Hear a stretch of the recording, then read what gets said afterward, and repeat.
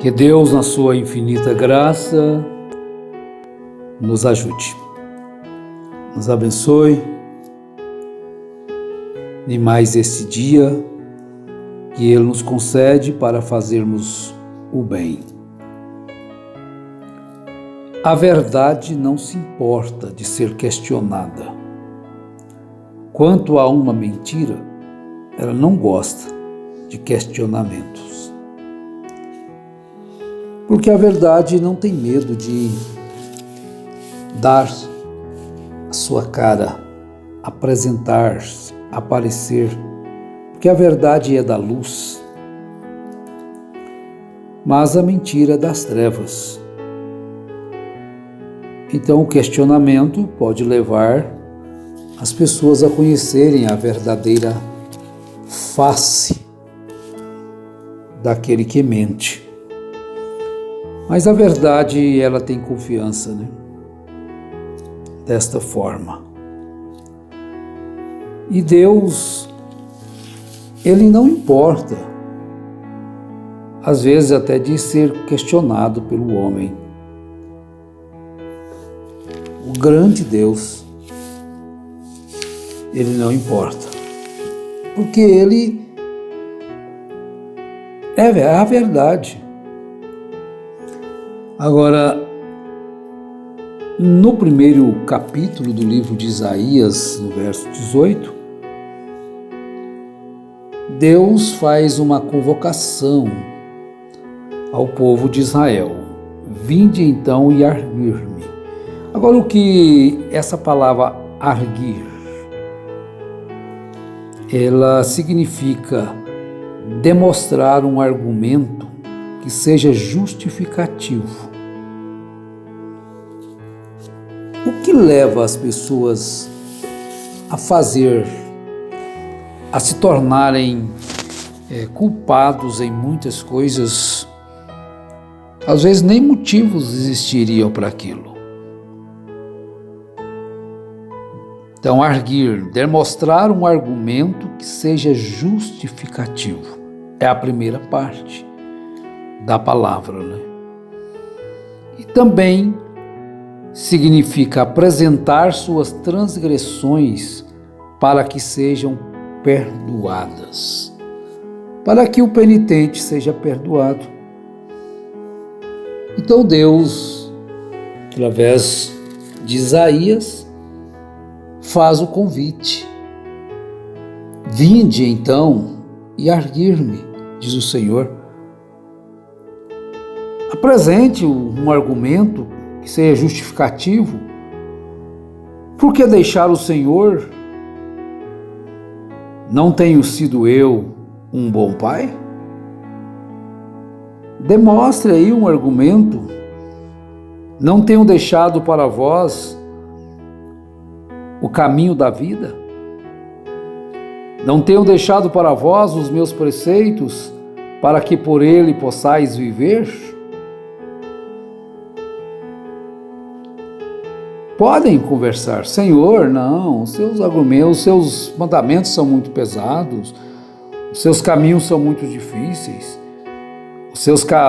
o caminho é muito espinhoso. Nós poderíamos expressar isso com Deus, Ele diria-nos, mas e os seus irmãos que viveram tempos atrás? Que carregaram, que sofreram, que suportaram a afronta, a dor, a angústia, até mesmo terem suas vidas ceifadas, o sangue deles sendo jorrado, derramado. Agora, Deus não se importa de nós tentarmos argumentarmos com Ele o porquê de fazermos tal e tal coisa. Por que deixar a palavra do Senhor? Por que abandonarmos os seus ensinos? Então, às vezes, as transgressões afastam o homem de Deus. Ela leva o homem a se afastar, Mas o convite de Deus é para se aproximar dele. O convite do Senhor é para isso. Em Isaías 59, ele diz: certamente a mão do Senhor não está encolhida, para que não possa salvar, nem surdo o seu ouvido, para que não possa ouvir. Mas as vossas iniquidades fazem divisão entre vós e o vosso Deus, e os vossos pecados encobrem o seu rosto de vós, para que não vos ouça. Agora, qual seria o caminho do homem quando ele erra, a mulher erra? Está aí o caminho. Ir de encontro ao Senhor, conversar com Ele, apresentar ante a sua face as suas transgressões, como fez Davi no Salmo 51. Às vezes é mais fácil pecar do que buscar corrigir o pecado. Então, Davi, ele chegou diante do Senhor e disse: pequei. Então vou demonstrar aqui um argumento. E o meu pecado está diante de mim. Tem misericórdia de mim, ó Deus. Tem misericórdia de mim. Mas eu vou fugir de Deus por causa dos meus pecados? Por causa das minhas falhas? É claro que os meus pecados, as minhas iniquidades vão separar-me de Deus. E os vossos pecados encobrem o seu rosto de vós, para que não vos ouça. As minhas palavras mentirosas, os meus gestos errados, os meus procedimentos errados, certamente separam-me do Senhor. Mas Ele me dá o meio, a condição de estar junto a Ele outra vez. Ele mesmo deixou o meio. Vinde então arguir-me, diz o Senhor. Apresentai-vos, vamos apresentar-nos diante dele. Mas aí eu não terei coragem. Eu não terei coragem de consertar aquilo que eu falei do meu irmão, da minha irmã. Eu não tenho nenhum argumento para justificar aquilo que eu fiz. Por que eu fiz aquilo? Nada justifica aquilo. Então você dá por entregue, não busca esse arrependimento, não busca essa confissão e vai tentar prosseguir pensando que é um cristão? Vai tentar enganar-se a si mesmo? Mas eu vou continuar lendo a Bíblia, vou continuar orando, eu vou continuar cantando. Meu irmão, minha irmã, busque ser verdadeiro. A verdade não se importa de ser questionada. Agora, uma mentira, ela não gosta do questionamento. Ela tem medo de dar as caras. Agora, em Isaías também, 41, verso 21, diz assim: apresentai a vossa causa, diz o Senhor, trazei as vossas firmes razões, diz o rei de Jacó. Porque às vezes a gente pode pensar que Deus não nos ama. Israel também chegou a pensar que Deus não os amava. Por quê? Nós estamos passando por tantas tribulações, por tantas dificuldades. Será que Deus nos ama mesmo? Eles fizeram essa pergunta ao Senhor. E que o Senhor nos ama? E Deus diz assim, Malaquias capítulo 1. Eu vos amei, diz o Senhor, mas vós dizeis, em que nos amaste? Não foi Esaú irmão de Jacó? Diz o Senhor, todavia amei a Jacó e aborreci a Esaú e fiz dos seus montes uma desolação e dei a sua herança aos chacais do deserto. Mas em que o Senhor nos ama? Olha o amor dele demonstrado, em você poder chegar-se diante dele e buscar o perdão, arrepender-se dos seus feitos errados, das suas palavras erradas, dos seus pensamentos maliciosos, das suas palavras maliciosas, da sua impiedade, das nossas impiedades e nos arrependermos delas, da nossa profanação, das nossas mazelas, e buscar Ele de novo. Eu vos amei, diz o Senhor, mas vós dizeis, em que nos amaste? Ao enviar-nos Jesus, Ele estava dizendo, eu amo a todos vós, porque Deus amou o mundo de tal maneira.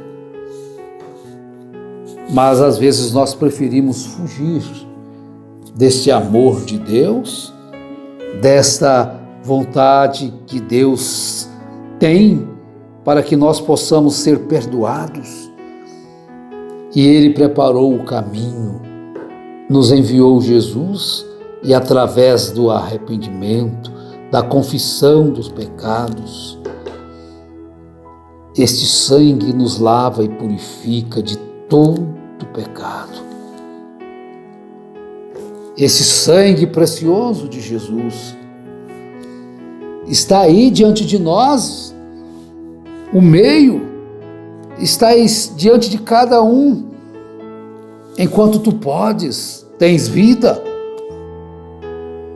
Faz isso, apresenta a vossa causa, apresentai a vossa causa, diz o Senhor, trazei as vossas firmes razões, diz o rei de Jacó, o rei de Israel, o rei de Jacó. Mas às vezes nós não temos a mesma coragem de acertar como temos de errar. Essa é a timidez que vai tirar o tímido de entrar na cidade pelas portas. Não somos tímidos para mentir às vezes, não somos tímidos para errar às vezes, não somos tímidos para fazer aquilo que não devíamos fazer, mas de repente nos tornamos tímidos para corrigir, para acertar, para voltar atrás, para apresentar as nossas transgressões diante do Senhor, diante daquelas pessoas às quais nós pecamos contra elas e pedir perdão. Não sejamos tímidos em pedir perdão e não sejamos tímidos em perdoar. Sejamos, portanto, verdadeiros filhos de Deus, verdadeiros cristãos, verdadeiras ovelhas do bom pastor. E Ele então estará cuidando de nós. A verdade não se importa de ser questionada. Deus não se importou. Vós dizeis em que nos amastes. Então Deus explicou. Eu te elegi, Israel. Eu te separei, Israel, através do meu amor por ti. Em que tens nos amado, Senhor? Nos tem enviado a palavra, nos tem enviado um meio para que nós possamos então corrigir-nos dos nossos erros e não ficarmos lamentando todo o tempo os nossos erros. Volte para o Senhor. Deixe de lado tudo aquilo que é contrário à palavra. Vamos amar a palavra mais do que as nossas próprias vidas. E o Senhor estará nos protegendo, e o Senhor estará nos ajudando em todos os momentos. Que Deus, na sua infinita graça, te abençoe, meu irmão, minha irmã, cure o enfermo e guie os teus passos e te dê força para corrigir aquilo que precisa ser corrigido, acertar o que precisa ser acertado e não fugir daquilo que você deve buscar, que é o arrependimento, a confissão e assim receber de Deus e de quem você ofendeu o perdão. Que Deus te abençoe em nome de Jesus Cristo. Amém.